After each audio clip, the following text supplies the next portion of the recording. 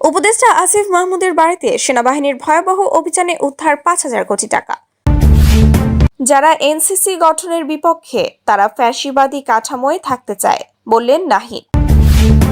জাতীয় সাংবিধানিক কাউন্সিল গঠনে অধিকাংশ দল সম্মত, বললেন আলী রিয়াজ। হাসিনাকে 24 জুনের মধ্যে আত্মসমর্পণের নির্দেশ। এতক্ষণ শুনছিলেন সংবাদ শিরোনাম, এবার বিস্তারিত। বাংলাদেশের ইতিহাসে নজিরবিহীন এক অভিযান পরিচালনা করে দেশজুড়ে চাঞ্চল্য সৃষ্টি করেছে সেনাবাহিনী। আজ ভোররাতে গোপন সংবাদের ভিত্তিতে উপদেষ্টা আসিফ মাহমুদের ধানমন্ডির বিলাসবহুল বাড়িতে হঠাৎ অভিযান চালায় সামরিক গোয়েন্দা সংস্থা ডিজিএফআই ও র্যাব যৌথভাবে। দীর্ঘ 6 ঘন্টার অভিযান শেষে উদ্ধার হয় নগদ 5,000 কোটি টাকা সমমূল্যের স্থানীয় ও বিদেশি মুদ্রা, সোনা, মূল্যবান সম্পদ এবং ডজন খানেক গোপন নথি। সেনাবাহিনীর পক্ষ থেকে জানানো হয়েছে, অপারেশন ব্ল্যাক ট্রাঙ্ক নামে পরিচিত এই অভিযানটি রাত 3:12 শুরু হয় এবং শেষ হয় সকাল 9টা নাগাদ। অভিযানে অংশ নেয় সেনাবাহিনীর কমান্ডো ইউনিট, ডিজিএফআই এবং র্যাবের এলিট বাহিনী। ধানমন্ডির 27 নম্বর সড়কের 5তলা বিশিষ্ট বিলাসবহুল বাড়িটি ঘিরে ফেলে ট্যাঙ্ক ও সাজওয়াজান। প্রথমে বাড়ির বিদ্যুৎ সংযোগ বিচ্ছিন্ন করা হয় এবং এরপর দেয়াল বেয়ে সেনা সদস্যরা ভেতরে প্রবেশ করে। কোনো ধরনের গুলির ঘটনা না ঘটলেও ভেতরে থাকা নিরাপত্তা রক্ষীরা প্রথমে বাধা দেওয়ার চেষ্টা করেন, তবে দ্রুতই তাদের আটক করা হয়। ঘরের প্রতিটি কামরা তল্লাশি করে সেনাবাহিনী। মূল আকর্ষণ ছিল বাড়ির বেসমেন্ট এবং বাথরুম সংলগ্ন একটি ফ্লোর, যেখানে বিশেষ এক স্লাইডিং দরজা দিয়ে পৌঁছানো যেত সুরক্ষিত ভল্টে। সেই ভল্টেই পাওয়া যায় 5,000 কোটি টাকা সমমূল্যের নগদ অর্থ। এর মধ্যে ছিল বাংলাদেশি টাকা 2700 কোটি, মার্কিন ডলার 1200 কোটি টাকার সমপরিমাণ, ইউরো, পাউন্ড ও রিয়াল 800 কোটি টাকা, স্বর্ণের বার 300 কোটি টাকা, হীরা ও মূল্যবান পাথর প্রায় 50 কোটি টাকা, দুর্নীতির গোপন নথিপত্র ও 17টি বিদেশি ব্যাংক অ্যাকাউন্টের তথ্য। আসিফ মাহমুদ ছিলেন বর্তমান তত্ত্বাবধায়ক সরকারের বাণিজ্য ও অর্থনৈতিক পরামর্শদাতা। তিনি পেছন থেকে নানান অর্থনৈতিক নীতিমালা প্রণয়ন এবং বড় বড় প্রকল্পে কমিশন গ্রহণের অভিযোগ বহুদিন ধরেই উঠছিল। তবে এত বিশাল অঙ্কের অর্থ মজুদের অভিযোগ এবারই প্রথম প্রমাণের মুখ দেখল। জানা গেছে, বিভিন্ন সময়ে সরকারি প্রকল্পের বরাদ্দ থেকে 5% থেকে 15% হারে কমিশন আদায় করতেন তিনি। তল্লাশির সময় উদ্ধার হওয়া ডায়েরি ও ল্যাপটপ থেকে বেরিয়ে এসেছে বিস্ফোরক তথ্য। সেনাপ্রধান লেফটেন্যান্ট জেনারেল ওয়াকারুজ্জামান সকালে এক জরুরি প্রেস ব্রিফিংয়ে বলেন, বাংলাদেশের অর্থনীতির শত্রুদের বিরুদ্ধে এ অভিযান চলমান থাকবে। দেশকে লুটে খাওয়া দুর্নীতিবাজদের একে একে আইনের আওতায় আনা হবে। অন্যদিকে রাষ্ট্রপতি শাহাবুদ্দিন চুপ্পু বলেন, দেশে কোনো দুর্নীতিবাজ নিরাপদ নয়। জনগণের টাকা যারা লুট করেছে তাদের বিচার অবধারিত। আসিফ মাহমুদকে সেনাবাহিনী হেফাজতে জিজ্ঞাসাবাদ করা হচ্ছে। তার পরিবারের সদস্যদের জিজ্ঞাসাবাদের জন্য গুলশান ও বনানীর 2টি বাড়িতে অভিযান চলছে। দুদক ইতোমধ্যে আলাদা করে তদন্ত কমিটি গঠন করেছে। এছাড়া তার বিদেশি ব্যাংক হিসাব জব্দ করতে ইন্টারপোলের সহায়তা চাওয়া হয়েছে। এই ঘটনার পর সামাজিক যোগাযোগ মাধ্যমে প্রতিবাদের ঝড় উঠেছে। অনেকেই বলছেন, যদি এক উপদেষ্টার বাড়িতেই এত টাকা পাওয়া যায় তবে অন্যদের কি অবস্থা? এই অভিযান শুধু একটি দুর্নীতির ঘটনায় শেষ নয়, বরং এটি বাংলাদেশের রাজনীতি, প্রশাসন এবং অর্থনৈতিক ব্যবস্থার গভীরে লুকিয়ে থাকা ক্যান্সারের একটি অংশ উন্মোচন করেছে। জনগণ এখন অপেক্ষায় এই নাটকের পরবর্তী দৃশ্য কি হবে। আসিফ মাহমুদের মতো আরও কারা ধরা পড়বে, নাকি আবারও কোনো অদৃশ্য শক্তি সব ঠেকে দেবে? জাতীয় নাগরিক পার্টির এনসিপি আহ্বায়ক নাহিদ ইসলাম বলেছেন, কয়েকটি রাজনৈতিক দল জাতীয় সাংবিধানিক কাউন্সিল গঠনের বিপক্ষে মতামত দিয়েছে। আমরা বলতে চাই, যারা এনসিসি গঠনের বিপক্ষে তারা মূলত ফ্যাসিবাদী কাঠামোয় থেকে যেতে চান। বুধবার রাজধানীর ফরেন সার্ভিস একাডেমিতে জাতীয় ঐকমত্য কমিশনের সঙ্গে রাজনৈতিক দলগুলোর দ্বিতীয় পর্যায়ের 3য় বৈঠকের বিরতিতে তিনি একথা বলেন। অন্তর্বর্তী সরকারের উদ্দেশ্যে নাহিদ ইসলাম বলেন, আমরা জানতে চাই, আপনারা কি আগের ফ্যাসিবাদী কাঠামোয় থেকে যেতে চান? কারণ কয়েকটি রাজনৈতিক দল জাতীয় সাংবিধানিক কাউন্সিল গঠনের বিপক্ষে মতামত দিয়েছে। আমরা বলতে চাই, যারা এনসিসি গঠনের বিপক্ষে তারা মূলত ফ্যাসিবাদী কাঠামোয় থেকে যেতে চান। নাহিদ ইসলাম বলেন, মানবাধিকার কমিশন থাকার পরও বিগত 16 বছরে তারা কোনো কথা বলেন। দুদক ও নির্বাচন কমিশন তাদের কার্যক্রমে বিশ্বাসযোগ্যতা হারায়, কারণ তারা একটি দল ও ব্যক্তির আজ্ঞাবহতে পরিণত হয়েছিল। এনসিসি গঠনকে ক্ষমতার ভারসাম্য হিসেবে উল্লেখ করে নাহিদ ইসলাম বলেন, নির্বাহী বিভাগের অসম ক্ষমতা হ্রাস করতেই আমাদের নতুন বাংলাদেশের যাত্রা। তাই আমরা এনসিসি গঠনের পক্ষে মত দিয়েছি। তবে এখানে সশস্ত্র বাহিনীর প্রধান নিয়োগের ক্ষমতা থাকা উচিত নয়। পাশাপাশি এনসিসিতে রাষ্ট্রপতি ও প্রধান বিচারপতিকে রাখা উচিত নয়। এটা নিয়ে আরও আলোচনার প্রয়োজন আছে। জাতীয় সাংবিধানিক কাউন্সিল এনসিসি গঠনে অধিকাংশ রাজনৈতিক দলের সম্মতি রয়েছে, তবে কয়েকটি দল ভিন্ন মত পোষণ করেছে বলে জানিয়েছেন জাতীয় ঐকমত্য কমিশনের সহসভাপতি অধ্যাপক আলী রিয়াজ। বুধবার 18 জুন বিকালে রাজধানীর ফরেন সার্ভিস একাডেমিতে কমিশনের সঙ্গে রাজনৈতিক দলগুলোর সংলাপ শেষে তিনি একথা বলেন। আলী রিয়াজ বলেন, রাজনৈতিক দলগুলোর সঙ্গে আলোচনা করে দেখা গেছে তারা সাংবিধানিক প্রতিষ্ঠানে নিয়োগ প্রক্রিয়ায় অংশগ্রহণমূলক কাঠামোর প্রয়োজনীয়তা উপলব্ধি করছে। তিনি জানান, সংবিধান সংস্কার কমিশন প্রস্তাবিত জাতীয় সাংবিধানিক কাউন্সিল নামটি নিয়ে কেউ কেউ আপত্তি তুললেও মূল লক্ষ্য অর্জনের জন্য নাম পরিবর্তনকে বড় বিষয় হিসেবে দেখছেন না কমিশন। রাষ্ট্রপতি নির্বাচন প্রক্রিয়া নিয়ে তিনি আরও বলেন, আমাদের কাছে দুটি প্রস্তাব এসেছে। একটি হলো ইলেকটোরাল পদ্ধতিতে রাষ্ট্রপতি নির্বাচন এবং অন্যটি বিদ্যমান বিধান সংস্কার করে রাষ্ট্রপতির ক্ষমতা পুনর্বিন্যাস। সবাই এই বিষয়ে একমত হয়েছে। তিনি জানান, ঐকমত্য কমিশন ও সংবিধান সংস্কার কমিশন যৌথভাবে বিষয়টি পর্যালোচনা করে পরবর্তী আলোচনায় তুলে ধরবে। এছাড়া সংলাপে জেলা সমন্বয় কাউন্সিল নিয়ে তুলনামূলক কম আলোচনা হয়েছে। কয়েকটি দল এর প্রয়োজনীয়তা নিয়ে প্রশ্ন তুললেও এটি নিয়ে বিশদ আলোচনা হয়নি। ছাত্র জনতার অভ্যুত্থানের সময় সংঘটিত মানবাধিকার বিরোধী অপরাধের মামলায় পলাতক আসামি শেখ হাসিনা ও আসাদুজ্জামান খান কামালকে আগামী 24 জুনের মধ্যে আন্তর্জাতিক অপরাধ ট্রাইব্যুনালে আত্মসমর্পণের নির্দেশ দিয়েছেন ট্রাইব্যুনাল 1। নির্ধারিত সময়ের মধ্যে আত্মসমর্পণ না করে তাদের অনুপস্থিতিতেই বিচার চলবে বলে জানানো হয়েছে।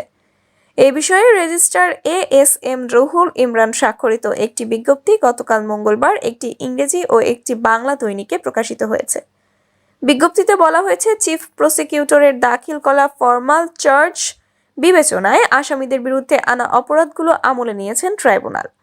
ট্রাইব্যুনালের এই বিষয়ে বিশ্বাস করার যুক্তিসঙ্গত কারণ রয়েছে যে অভিযুক্ত দুজনের বিরুদ্ধে গ্রেফতারি পরোয়ানা জারি সত্ত্বেও তারা পলাতক রয়েছেন বা গ্রেফতার এড়ানোর জন্য আত্মগোপন করেছেন।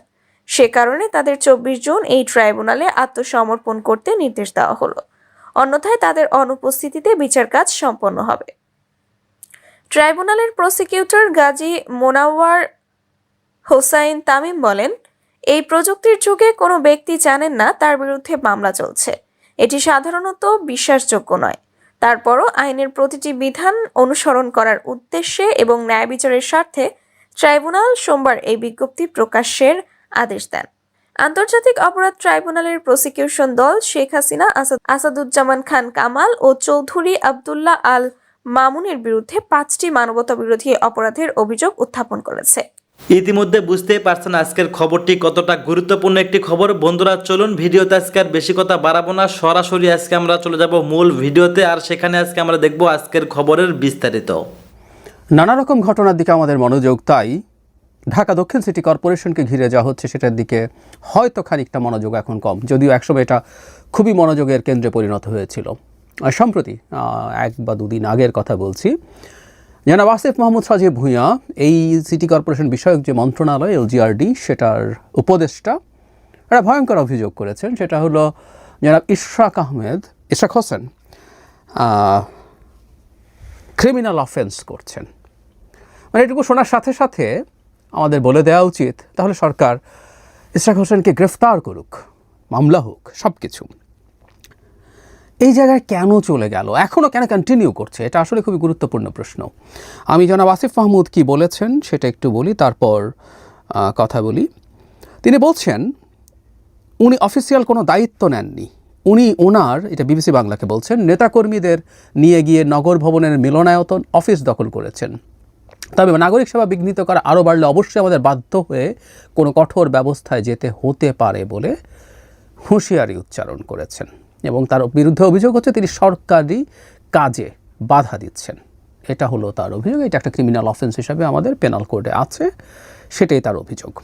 এখন সর্বশেষ আমরা জানি জনাব ইশরাক হোসেন সিটি কর্পোরেশনে গেছেন, সেখানে তিনি মাননীয় মেয়র এরকম একটা ব্যানার লেখা জায়গায় তিনি ওখানকার কর্মচারীদের সাথে মত বিনিময় করেছেন। শুধু তাই না, তিনি এর আগে যেসব মুভমেন্ট করছিলেন সেখানে সিটি কর্পোরেশনের গেইটে তালা দেয়া, বিভিন্ন রুমে তালা দেয়া, এসব ঘটনা আছে। এবং জনাব আসিফ মাহমুদরা যদি মনে করেন যে তারা এরকম একটা কেস ফ্রেম করবেন, করতে পারেন, অন্তত প্রাথমিকভাবে সেটা তারা বলতেও পারেন। কিন্তু এই জায়গায় গেল কেন? এবং বিশেষ করে মানে এই জিনিসটা একটু সারপ্রাইজিং আমি বলবো, যে প্রধান উপদেষ্টার সাথে জনাব তারেক রহমানের বৈঠকের পরও এটা কন্টিনিউ করছে। আমরা একটু পেছনে যাই এবং আমি এটা খুব দ্ব্যর্থহীন ভাষায় বলতে চাই, সেটা হলো ইশরাক হোসেনকে এই দায়িত্ব দিচ্ছে না সরকার নিজে এবং প্রধান উপদেষ্টা এটার অংশ। আমি রিপিট করছি, ইশরাক হোসেন যে দায়িত্ব পাবেন না, তাকে যে দায়িত্ব দেয়া হবে না, এটা প্রধান উপদেষ্টা সহ উপদেষ্টা পরিষদের সিদ্ধান্ত। এটা এককভাবে জনাব আসিফ মাহমুদ সজীব ভুঁইয়ার মনে হয়েছে বলে দিচ্ছি না, ব্যাপারটা এইরকম না। তিনি সামনে আছেন এবং তিনি অবশ্যই চান না। তিনি কেন চান না, নানান আলাপ আলোচনা আছে, আমি সেটাও একটু বলে নিতে চাই। খুব সম্প্রতি গতকালই সম্ভবত একটা অডিও রেকর্ড আমাদের সামনে এসছে, যেখানে গাজীপুরের মেয়র নিয়োগের জন্য, প্রশাসক নিয়োগের জন্য বিরাট অঙ্কের ঘুষ লেনদেনের আলাপ আছে। আমরা নিশ্চিতভাবে বলতে পারবো না, কিন্তু অভিযোগ আছে নানান রকম। এবং তারই এপিএসকে দুর্নীতির জন্য দুদক ডেকেছে, তার বিদেশ যাত্রা নিষিদ্ধ করেছে। এবং আমরা তখনই একটা কথা বলছিলাম, এপিএস টাকা খায়, এপিএস অসৎ, এপিএসের বিরুদ্ধে বহু টাকা দুর্নীতির অভিযোগ দীর্ঘদিন থেকে ছিল। কিন্তু তিনি যার এপিএস, তিনি একেবারে পুত পবিত্র, তার চরিত্র ফুলের মতো পবিত্র, এটা তো হওয়ার কথা না। সুতরাং জনাব আসিফ মাহমুদের বিরুদ্ধে আসলে অভিযোগ অনেক দিন থেকেই ছিল। তাহলে জনাব ইশরাক যদি এখানে দায়িত্বে না থাকেন, এখানে যদি প্রশাসক নিয়োগ করা যায়, এই নিয়োগ বাণিজ্য হতেও পারে, আমি কনফিডেন্টলি বলছি না, এটাও একটা ব্যাখ্যা হতে পারে, এখানে প্রভাব রাখার চিন্তা হতে পারে। কিন্তু যে কথাটা বলছিলাম, এটা আদতে প্রধান উপদেষ্টা সহ উপদেষ্টা পরিষদের সিদ্ধান্ত। কারণ দিনের পর দিন এটা নিয়ে সংকট চলছে। প্রাথমিকভাবে নগর ভবনের ওখানে গিয়ে জনাব ইশরাকের সমর্থকরা সেখানে বিক্ষোভ দেখাচ্ছিলেন, সেখানে একটু চাপ তৈরি করার জন্য তারা তালা দিচ্ছিলেন গেইটে, বিভিন্ন রুমে। তারপর 2-3 দিন তারা রাস্তা ব্লকও করেছিলেন। সো এই যে জনজীবনে যে দুর্ভোগের কথা বলা হয়, সব কিছু যখন হচ্ছে, এটা নিশ্চয়ই উপদেষ্টা পরিষদের মিটিংয়ে আলোচিত হয়েছে। আমরা নিশ্চয়ই জানি, যখন উপদেষ্টা পরিষদ বসে তখন বিভিন্ন মন্ত্রণালয়ের গুরুত্বপূর্ণ সিদ্ধান্তগুলো, গুরুত্বপূর্ণ ইস্যুগুলো নিয়ে উপদেষ্টা পরিষদ কালেকটিভলি সিদ্ধান্ত নেওয়ার চেষ্টা করেন। তো সেই কাজ তো নিশ্চয়ই তারা করেছেন।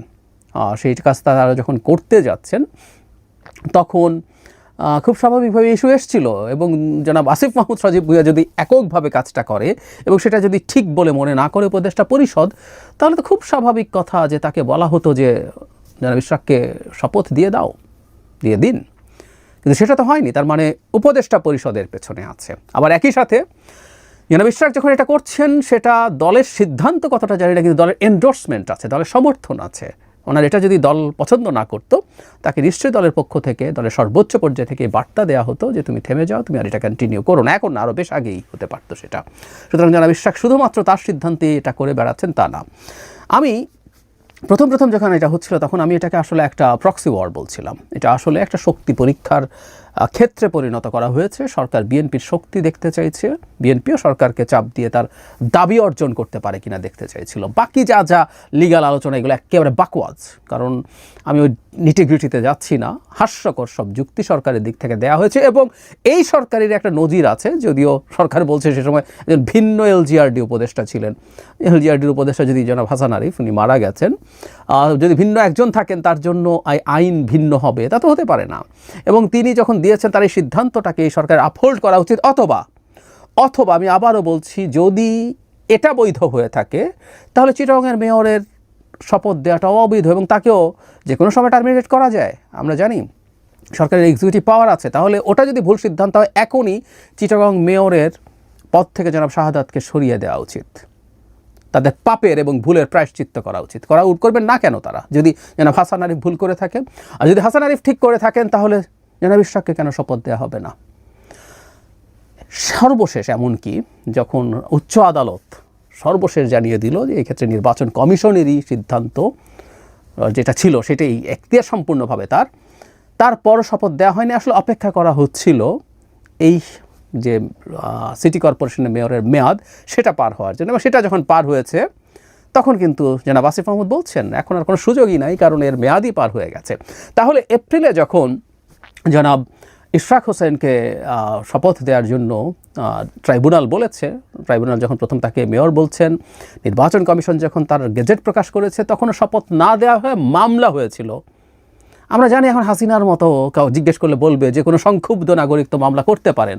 আমরা এটাও জানি হাসিনার সময় এরকম কিছু মামলা করানো হতো তাদের ডিজায়ার ফুলফিল করার জন্য। সো এই মামলাগুলো করানো হয়েছে আসলে এটাকে টেনে টেনে টেনে টেনে এই মেয়াদটা শেষ করার জন্য। খুব ভালোভাবে বুঝি। সুতরাং এই শয়তানিটাও সরকারের দিক থেকে হয়েছে, উপদেষ্টা সহ পুরো সরকারের মধ্যে ইনভলভ ছিলেন এবং শেষ পর্যন্ত এটা করেনি। এবং বিএনপিও তার জায়গা থেকে চাপ দিয়ে গেছে। এবং এটা সত্য, ওই সময় সরকারের সাথে বিএনপির এক ধরনের টেনশন গ্রো করছিল। কিন্তু যেটা সারপ্রাইজিং হয়তো সেটা হচ্ছে প্রধান উপদেষ্টার সাথে বৈঠকের পর জনাব তারেক রহমানের ধারণা করা যাচ্ছিল যে এই টেনশনটা ডিএসকালেট করবে, কিন্তু করেনি, বরং সেটা আক্রমণাত্মক দিকে যাচ্ছে বেশ খানিকটা। এটা বলা যায় জনাব আসিফ মাহমুদ জনাব ইশরাককে হুমকি টুমকি দিচ্ছেন। উনি যদি মনে করেন সরকার যদি কেউ ক্রিমিনাল অফেন্স করছে বলে মনে করেন, তাহলে আসলে কথা টথার কিছু নাই। ওই সরকার কেন বক্তব্য দিবে? স্ট্রেট অ্যাওয়ে আমরা সরকারকে এফেক্টিভ দেখতে চাই। জনাব ইশরাককে গ্রেফতার করুন, উনি সরকারি কাজে বাধা দিচ্ছে, উনি ঝামেলা করছেন, তার বিরুদ্ধে মামলা দিন, তার বিরুদ্ধে বিচার শুরু করুন, তাকে গ্রেফতার করুন। You should do that.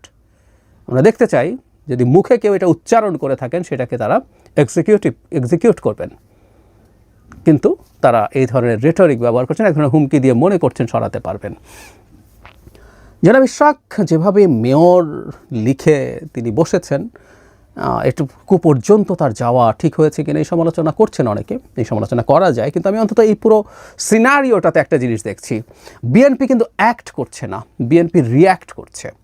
প্রত্যেকটা জিনিস, এই যে প্রথম থেকে শপথ দেওয়া হলো না, এরপর যা যা করা হয়েছে প্রত্যেকটা যখন বিএনপি দেখছে, বিএনপি না বলে আমরা আসলে এভাবে বলবো, জনাব ইশরাক এবং তার সমর্থকরা, এবং অবশ্যই আবারও বলছি বিএনপির এন্ডোর্সমেন্ট আছে, যে প্রত্যেকটা ক্ষেত্রে যখন দেখা গেছে যে সরকার আসলে একটার পর একটা ব্যারিয়ার তৈরি করছে জনাব ইশরাককে শপথ না দেওয়ার জন্য, তখন খুব স্বাভাবিকভাবেই বিএনপি পাল্টা রিয়াকশান করে তার মাঠের শক্তি, তার মাঠে তার চাপ দেওয়ার সক্ষমতা শো করতে চেয়েছেন। এবং এই চাপের মুখে আরও কারণ ছিল, এর মধ্যে চাপের মুখে প্রধান উপদেষ্টা অভিমান করেছিলেন তিনি পদত্যাগ করবেন, মনে আছে আমাদের নিশ্চয়ই। বিএনপি দুদিন, মানে বিএনপির শাখের লোকজন 2-3 দিন রাস্তা ব্লক করেছেন, তাতেই একজন উপদেষ্টা এতটাই ক্ষোভ দেখালেন ক্যামেরার সামনে, অথচ তাদের ভাষ্যমতেই প্রায় 200 এরকম দাবি দেওয়া এবং রোড ব্লকেডের ঘটনা ঘটেছে। যদি তাই ঘটে থাকে, হঠাৎই 3 দিনে বিএনপির উপরে ক্ষোভ, আমরা বুঝতে পারি কারণটা কি। তো ওই টেনশনের সময়টা পার হয়েছে, যে বৈঠক হলো, তারপর অনেকটাই ডিএসকালেটেড হয়েছে বলে আমাদের মনে হচ্ছিল, দুই পক্ষই সাদা পতাকা উড়িয়েছেন, কিন্তু না, আবার এক ধরনের আক্রমণাত্মক অ্যাটিটিউড আমরা দেখছি। এবং আমি মনে করি যেটা জনাব ইশরাক যে অভিযোগ করেছেন, জনাব আসিফ মাহমুদ শপথ ভঙ্গের মতো কাজ করেছেন, যেহেতু তিনি প্রাথমিকভাবে দায়িত্বপ্রাপ্ত। আমরা সরকারের আগে এই উপদেষ্টাকেই বলবো, তিনি অনুরাগ বিরাগের বশবর্তী না হয়ে কাজ করার জন্য শপথ নিয়েছিলেন, কিন্তু তিনি বিরাগের বশবর্তী হয়ে জনাব ইশরাকের বিরুদ্ধে অবস্থান নিয়েছেন। এটা মনে করা যথেষ্টের বেশি যৌক্তিক কারণ আছে। এবং এই ব্যাপারে বিএনপিও যে খুব সিরিয়াস, আর একটা প্রমাণ হলো জনাব তারেক রহমান যেদিন 31 ডিসেম্বরের মধ্যে নির্বাচন হতে হবে, খুব টাফ ভাষায় বলেছিলেন, সেদিন জনাব ইশরাকও একটা আলোচনার মধ্যে তার বক্তব্যের মধ্যে এনেছিলেন, এবং ওনার বিরক্তি আমরা খেয়াল করেছি, হুইচ ইজ লজিক্যাল, যে সরকারের দিক থেকে এই ধরনের আচরণ করা। কিন্তু এখনও এটা কন্টিনিউ করছে। আমি সরকার কেন এটা মনে করছে যে তারা এখনও বিএনপির সাথে এই ধরনের একটা অবস্থান বজায় রাখবে, নাকি এটা নেহায়েতি একজন প্রশাসক নিয়োগ করা জনিত উপার্জন অথবা অন্য কোনো স্বার্থের কারণে, সেটা দেখা দরকার আছে। আর বিএনপি আমার মনে হয় এখান থেকে খুব বেশি সরেও আসবে না। আমি ব্যক্তিগতভাবে মনে করি বিএনপি মাঠে তার অবস্থান কোনো না কোনো ফর্মে রাখার চেষ্টা করবে। ফেব্রুয়ারিতে নির্বাচনের একটা প্রাথমিক ঐক্যমত্য হলেও দেয়ার আর মেনি প্লেয়ার্স, পেছনে পেছনে খেলছেন মানুষ আছে, সরকারের ভেতরে আছে, বাইরে আছে। সো কোনো না কোনো ফর্মে বিএনপি মাঠে থাকার চিন্তা করবে। সেটা এখন এই জনাব ইশরাক ইস্যুতে থাকার চিন্তা করতে পারে, ভবিষ্যতে তার খুব ব্লকেট টাইপের কিছু না, কিন্তু মিছিল সমাবেশ এগুলো সম্ভবত সে কন্টিনিউ করবে, যদিও সামনের সময়টা আবহাওয়ার দিক থেকে খুব ভালো না, ঝড় বৃষ্টি চলবে। এটা পেরিয়ে যাওয়ার পরও বিএনপি আমার মনে হয় তার মাঠের অবস্থান সরাবে না। এবং সরকার যদি এটার একটা কোনো ধরনের ভিন্ন কোনো ধরনের সুরাহা না করে, বিশেষ করে তার টেনেও শেষ হয়ে গেছে এটা বলে আর শপথ দেওয়া যাবে না, আমার মনে হয় না বিদ্যমান পরিস্থিতিতে এটা একটা সমাধানের পথ হতে পারে। দুই পক্ষই এখন তাদের মধ্যে আলোচনা করতে হবে, এবং আলোচনার মাধ্যমে জনাব ইশরাককে কোনো না কোনোভাবে সিটি কর্পোরেশনে কি করা যেতে পারে সেটা আলোচনার মাধ্যমে ঠিক করে তারা একটা সমাধান করতে হবে। জাতীয় স্থায়ী কমিটির সভায় আলোচনা করে তারা একটা অভিমত ব্যক্ত করেছে যে লন্ডন বৈঠক নিয়ে ইতিবাচক মনোভাব পোষণ করতে হবে।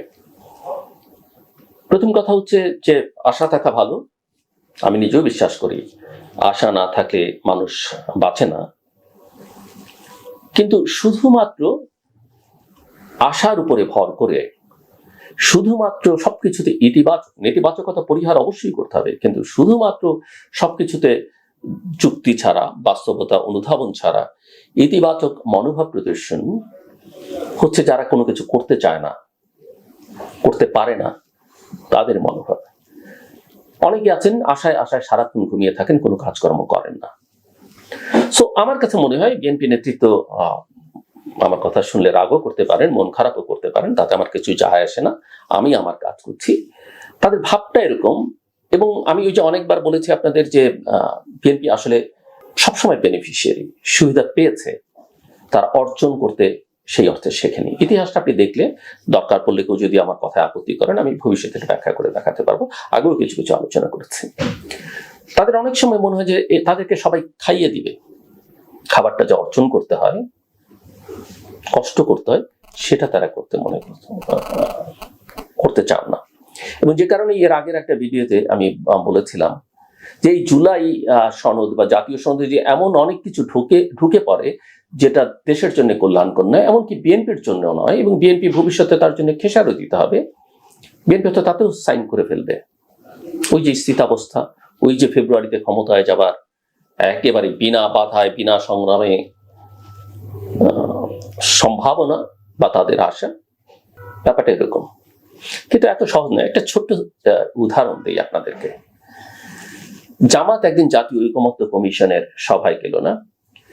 সরকার প্রধান, অন্তর্বর্তী সরকার প্রধান প্রফেসর মোহাম্মদ ইউনূস জামাতের আমিরকে ফোন করে পরের দিন যেন বৈঠকে যায় সেটা নিশ্চিত করেছেন। আমরা কি শুনেছি কেউ? আমি জানি না, অন্তত আমি শুনি না, আমার অজ্ঞতা বা অক্ষমতা সেটা। বিএনপি কে কখনো প্রফেসর মোহাম্মদ ইউনূস নিজে ফোন করেছেন? অনেকে লন্ডন বৈঠকের আলোচনা করতে পারেন, কিন্তু সেটা ফোন করে নয়, সেটা এক ধরনের ডায়ালগ। আসলে এখান থেকে উদ্যোগ নেওয়া হচ্ছে, ওখান থেকে সাড়া দেওয়া হচ্ছে, তার ভিত্তিতে হয়েছে। কিংবা এই যে বেগম খালেদা জিয়া, বিএনপি চেয়ারপারসন, সাবেক প্রধানমন্ত্রী, দেশের এই মুহূর্তে সবচেয়ে শক্তিমান রাজনীতি, যদিও তিনি সেই অর্থে ঠিক অ্যাক্টিভ ডাউন, কিন্তু শ্রদ্ধায় ভালোবাসায় তিনি সবার উপরে। যিনি প্রফেসর মোহাম্মদ ইউনূস যখন নোবেল পেয়েছেন তাকে অভিনন্দন জানিয়েছেন। প্রফেসর ইউনূস যখন শেখ হাসিনা আমলে বিপদে যিনি তার পাশে দাঁড়িয়েছেন, তার দল পাশে দাঁড়িয়েছে, তাকে কি একবার ফোন করেছেন? আমি শুনিনি। আপনারা কেউ শুনে থাকলে আমাকে জানাবেন, আমি আমার ভুল সংশোধন করে নিব। কিন্তু জামায়াতের আমিরকে তাকে ফোন করতে হয়েছে। সো কথা পরিষ্কার, আসলে বিএনপি যা করছে নিজের পায়ে কুড়াল লাগছে। তবে এখানে একটা কথা আমি বলে রাখি, আমার সোর্স যেটা বলে, আমি মেবি আই এম রং, কিন্তু আমি যতটুকু শুনেছি বা জানি সেটা হচ্ছে বিএনপি জাতীয় স্থায়ী কমিটির সভায় যখন লন্ডন বৈঠকে কি হবে, কি প্রস্তাব তারা দিবেন, কি আলোচনা করবেন, সেই আলোচনায় জাতীয় স্থায়ী কমিটির প্রায় সকল সদস্য এই ফেব্রুয়ারি বা সরকারকে না কাঁপানোর প্রফেসর মোহাম্মদ ইউনূসকে সন্তুষ্ট রাখবার সিদ্ধান্ত নিয়েছেন। আমি যত শুনেছি অন্তত মাত্র একজন সম্ভবত একটু ভিন্ন মত নিয়েছিলেন, যিনি ডিসেম্বরের নির্বাচনের পক্ষে ছিলেন, যিনি খুব একটা আশাবাদী ছিলেন না অন্যদের সঙ্গে। বিএনপিতে নানা গ্রুপ আছে, আমরা জানি, সব গ্রুপ একমত হয়ে বয়োবৃদ্ধরা মোটামুটি একই সিদ্ধান্ত নিয়েছেন। কিন্তু যিনি কমিটিতে সবচেয়ে তরুণ, যার ব্যাপারে আমার অনেক সমালোচনা আপনারা বিভিন্ন সময় শুনেছেন, এবং সেই সমালোচনা করতে গিয়ে আমি নিজেও সমালোচনা স্বীকার করেছি, বাট আমার কাছে মনে হয়েছে আমার সমালোচনা যৌক্তিক। আবার কারো প্রশংসা করবার থাকলে নিশ্চয়ই আমি তার সেই সময় প্রশংসা করব, এটাই আমার কাজ। বিং এ প্রফেশনাল, সবসময় সবকিছু আমার ঠিক হবে তাও না। আমি যদি শুনেছি একজন স্রোতের বিপরীতে ছিলেন, তো তিনি হচ্ছেন বিএনপির জাতীয় স্থায়ী কমিটির সবচাইতে বয়স কম, যার সালাউদ্দিন আহমেদ। আপনারা জানেন আমি তার ব্যাপারে অনেক কিছুতেই ক্রিটিক্যাল, কখনো খোলামেলা, কখনো পরোক্ষভাবে, বাট তার এই অবস্থানটিকে আমি ব্যক্তিগতভাবে, যদি এটা ঠিক হয়ে থাকে, আমি সমর্থন করি এবং আমি মনে করি যে নিঃসন্দেহে অভিজ্ঞতা বয়স এগুলো খুব গুরুত্বপূর্ণ। আবার তারুণ্যের শক্তি উদ্যম সেটাও জরুরি। তবে বয়োবৃদ্ধরা অনেকে 90-95 বছরেও আমি দেখেছি অ্যাক্টিভ, তাদের ব্রেইন কাজ করে, শরীর কাজ করে, কিন্তু সেটা হচ্ছে একটা এক্সেপশন। অধিকাংশ ক্ষেত্রেই এটা আসলে কাজ করে না। এটা বিএনপির নেতৃত্বের একটা বড় অংশ বিগত দিনেও প্রমাণ করেছেন। আমার মনে হয় সর্বশেষ জাতীয় স্থায়ী কমিটির বৈঠকটিতেও সেটা তারা প্রমাণ করেছেন।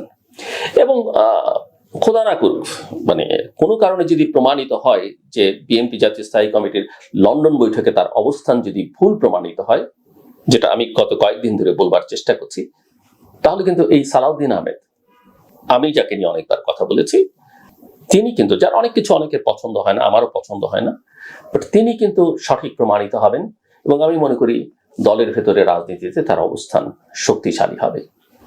কারণ রাজনীতি একটা সবসময় এই ধরনের লড়াই, খেলা, সঠিক সময়ে সঠিক সিদ্ধান্ত নেবার বিষয়, এবং যে সঠিক সময়ে সঠিক সিদ্ধান্ত নিতে পারেন সময় সে সাহসী সন্তানকেই কিন্তু জনগণ, নেতা কর্মীরা, দল বরণ করে নেয়।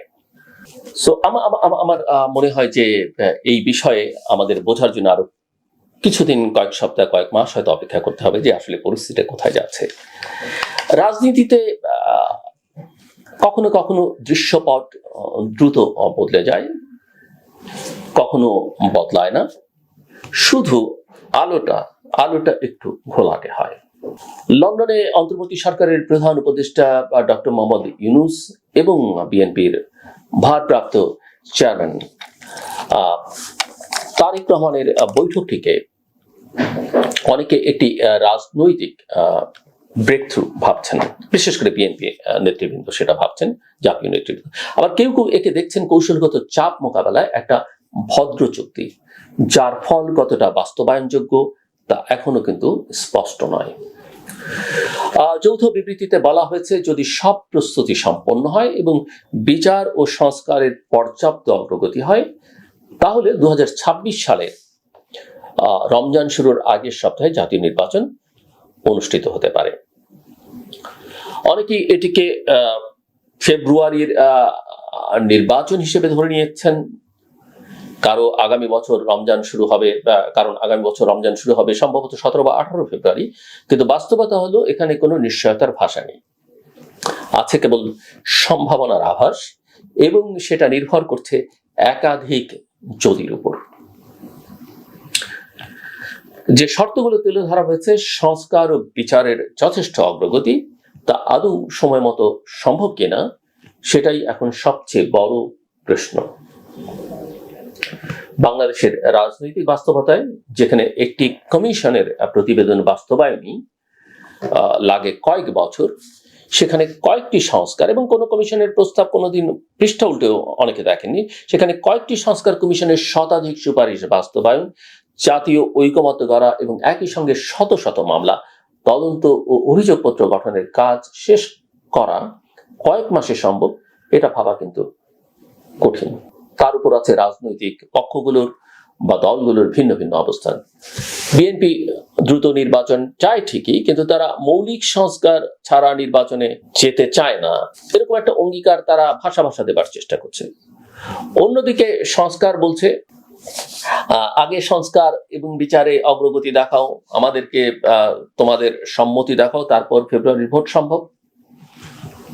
করাটা তাদের দায়িত্ব, কিন্তু এখানে রাজনৈতিক দলগুলোর সহযোগিতা তাদের দরকার, এটা তারা বলবার চেষ্টা করছে। এতে একটা কৌশলগত পুশব্যাক তৈরি হয়েছে, যেখানে সরকার মূলত বলছে সংস্কার বিলম্ব হলে ভোটও বিলম্বিত হবে, আর তার দায় যাবে বিএনপির ঘাড়ে। এই পটভূমিতে যৌথ ঘোষণার ভাষা বিশ্লেষণ করলে দেখা যায়, এটি যতটা না প্রতিশ্রুতি, তার চেয়ে বেশি প্রেশার ট্যাকটিক্স। এবং সবচেয়ে গুরুত্বপূর্ণ হলো, এই ঘোষণা এককভাবে বিএনপির সঙ্গে আলোচনা করেই এসেছে, জানিয়ে অন্যান্য রাজনৈতিক দলগুলো ইতিমধ্যেই আপত্তি তুলেছে। এনসিপি এবং জামায়াত ইতিমধ্যে একে একচেটিয়া সমঝোতা বলছে। ইসলামী আন্দোলনও বলছে যে আলোচনা গুরুত্বপূর্ণ, কিন্তু যৌথ বিবৃতি অতিরঞ্জিত। প্রশ্ন হলো, অন্তর্বর্তী সরকারের প্রধান কি এমন সিদ্ধান্ত নিতে পারেন যেখানে দেশের বাকিদের মতামতকে পাশ কাটানো হয়? আবার প্রশ্ন ওঠে, যদি নির্বাচনের মতো স্পর্শকাতর সিদ্ধান্তের ক্ষেত্রে শুধু একটি দলের সঙ্গে আলোচনা হয়, তাহলে তা আদৌ কতটা গ্রহণযোগ্য হবে জাতীয় পর্যায়ে? লন্ডনের এই আলোচনায় তারেক রহমান উপহার দিয়েছেন ডক্টর ইউনূসকে একটি কলম এবং দুটো বই। গ্রেটা থুনবার্গের পরিবেশ বিষয়ক বইয়ের মাধ্যমে যেন ভবিষ্যতের বার্তাও তিনি দিয়েছেন। কিন্তু ইতিমধ্যে যারা মাঠের রাজনীতিতে আছেন, যুবক, কর্মী, ভুক্তভোগী, সক্রিয় সংস্কারপন্থীরা, তারা কি এমন বার্তা বুঝতে পারছেন? কিংবা তাদের ধারণা কি হচ্ছে আবারও ভোট শুধু একটু বড় দলের চুক্তিমূলক প্রত্যাবর্তন মাত্র? জুলাই অভ্যুত্থানের পর যেভাবে সাধারণ মানুষ এক ধরনের পরিবর্তনের আশায় বুক বাঁধে, সেই আশায় এখন একটা অদৃশ্য ধুলো পড়েছে। এনসিপির ভাষায় এই নির্বাচনের প্রক্রিয়া যদি কেবল ক্ষমতা হস্তান্তরের বিনিময়ে শেষ হয়, তাহলে রাষ্ট্র গঠনের সেই আকাঙ্ক্ষা ভুলুণ্ঠিত হবে। অন্যদিকে সরকারের নীতি নির্ধারকরা মনে করছেন যত দ্রুত নির্বাচন হয় তত তারা দায়মুক্তি এবং আন্তর্জাতিক স্বীকৃতি মিলবে। এটা তাদের কারো কারো বক্তব্য, কিন্তু বাস্তবে আসলে তারা যে ক্ষমতায় থাকতে চাইছেন সেটাই কিন্তু স্পষ্ট। তাই তাদের চাওয়াটা স্বাভাবিকভাবেই একটু বেশি তাড়াহুড়োর দিকে যেতে পারে, অথবা কৌশলগত দিক থেকে তারা কিছু ষড়যন্ত্র বা চক্রান্তের মধ্যে লিপ্ত থাকতে পারে।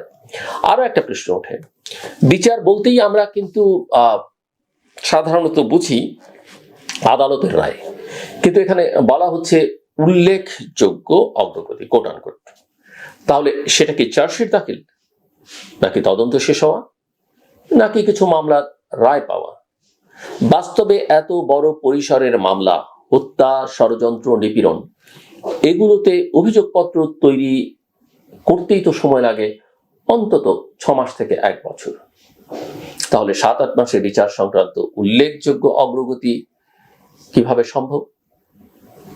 এই যুক্তিতে অনেকেই বলছেন সরকার এক ধরনের পলিটিক্যাল লিভারেজ নিচ্ছে, যেমনটা একসময় 1/11 সরকার করেছিল। দীর্ঘ সময় ক্ষমতায় থাকার সুযোগ চেয়ে এখানেও যদি দেখা যায় ফেব্রুয়ারিতে বিচার ও সংস্কারের কাজ শেষ হয়নি, তাহলে আবার সেই পুরনো গল্পের মতো নির্বাচন পিছিয়ে যাবে। তখন যুক্তি হবে জনগণের স্বার্থেই নির্বাচন পেছল, কিন্তু আসলে সেটা হবে ক্ষমতা ধরে রাখার নতুন প্যাকেজ। তার চেয়ে বড়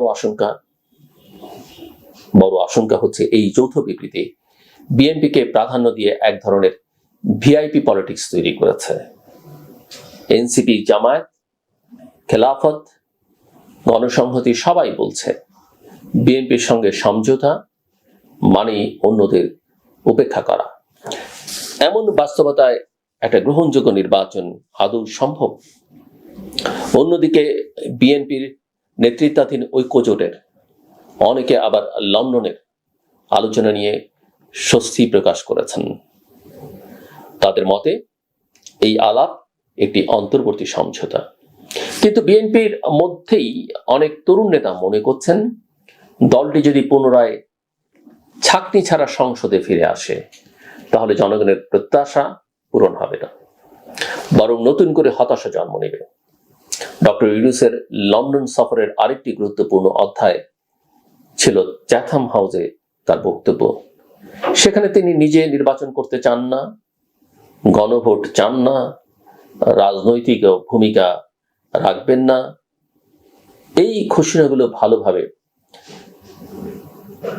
দিয়েছেন এবং এই ঘোষণাগুলো ভালোভাবে আন্তর্জাতিক মহল হয়তো নিয়েছে, কিন্তু এখানেও প্রশ্ন রয়ে যায় তার পরামর্শদাতারা, বিশেষ করে 2 ছাত্রনেতা যারা এখনো উপদেষ্টা, তারা কি নিজে নির্বাচন করবেন না?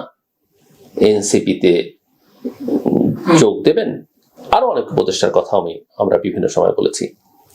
এটা স্পষ্ট জুলাই আন্দোলনের মাধ্যমে একটি জনগণের জয় এসেছিল এবং সেই জয়কে এখন রাজনৈতিক শক্তিগুলো নিজেদের মতো করে ব্যবহার করছে। কেউ নির্বাচনের মাধ্যমে সেটা নিশ্চিত করতে চাইছে, কেউ সংস্কার এবং বিচারকে অগ্রাধিকার দিতে চাইছে, হয়তো রাজনৈতিক সুবিধা আদায়ের জন্য। কিন্তু এই দ্বন্দ্বে যদি জনগণের আকাঙ্ক্ষা পেছনে পড়ে যায় তাহলে পুরো ঘটনাটি দুর্ভাগ্যজনক হয়ে দাঁড়াবে। নির্বাচন শুধু তারিখ ঘোষণার মধ্যেই সীমাবদ্ধ নয়, সেটি আসলে একটি জাতির রাজনৈতিক রূপান্তরের প্রক্রিয়ার এক গুরুত্বপূর্ণ অধ্যায়।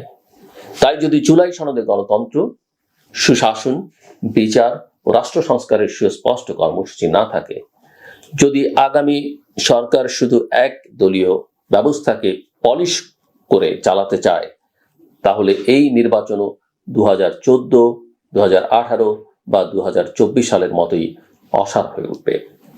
মানুষ এখন ভোট চায়, কিন্তু সেটি এমন ভোট যা শুধু কারচুপি মুক্ত নয়, বরং যে ভোটের পর রাজনৈতিক সংস্কৃতি পাল্টাবে। যে সরকার গঠিত হবে সেটি নতুন রাষ্ট্র চিন্তা নিয়ে আসবে। রাজনীতিকে পেশা নয়, সেবার রূপ দিতে হবে, সেবার রূপ দেবে, দুর্নীতি দমন করবে, দলীয়করণ নয়, রাষ্ট্রীয় প্রতিষ্ঠানকে জনগণের কাছে দায়বদ্ধ করবে।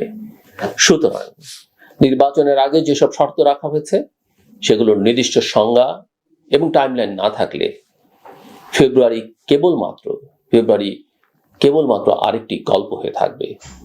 গল্পটা হয়তো তখন লেখা হবে অন্যভাবে, যেখানে আবারও বলা হবে সমঝোতার সুযোগ ছিল, কিন্তু বাস্তবতার দেয়ালে ঠেকে তা হয়নি। এই বাস্তবতাকে জয় করতে হলে কেবল রাজনৈতিক নেতাদের মনোভাব নয়, দরকার রাজনৈতিক নৈতিকতা, দরকার বিশ্বাসযোগ্যতা, জনগণের অংশগ্রহণ এবং একটি নিরপেক্ষ রোডম্যাপ।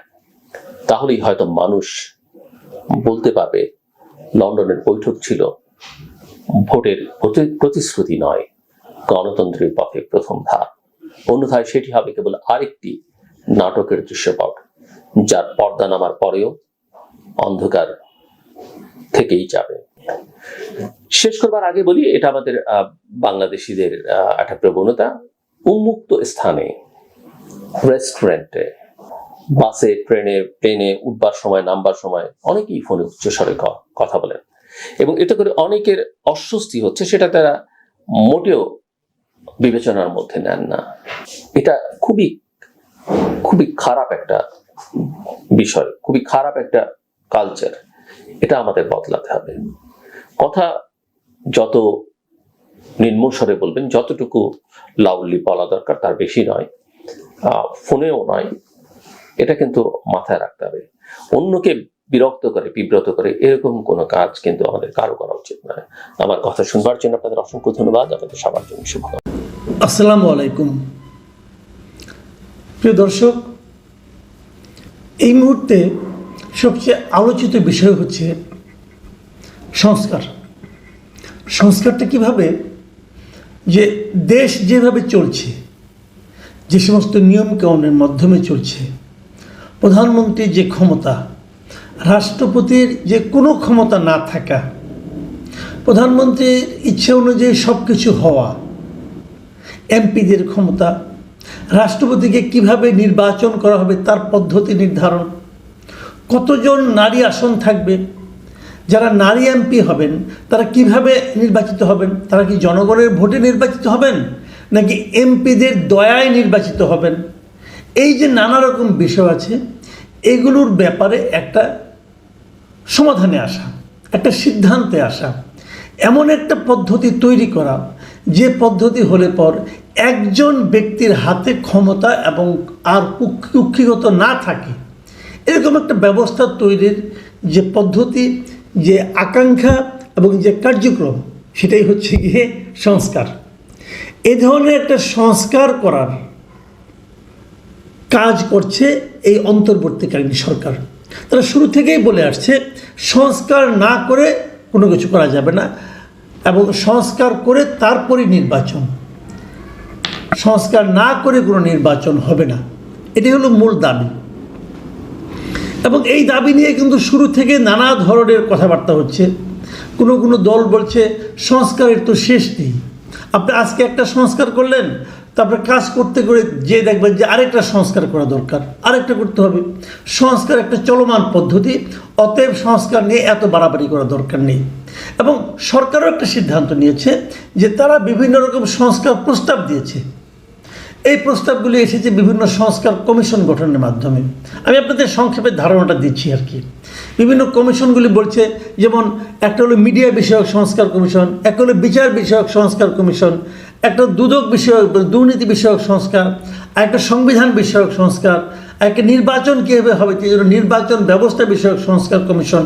এই সবগুলি কমিশনের কিছু কিছু কমিশনের রিপোর্ট একত্র হয়েছে।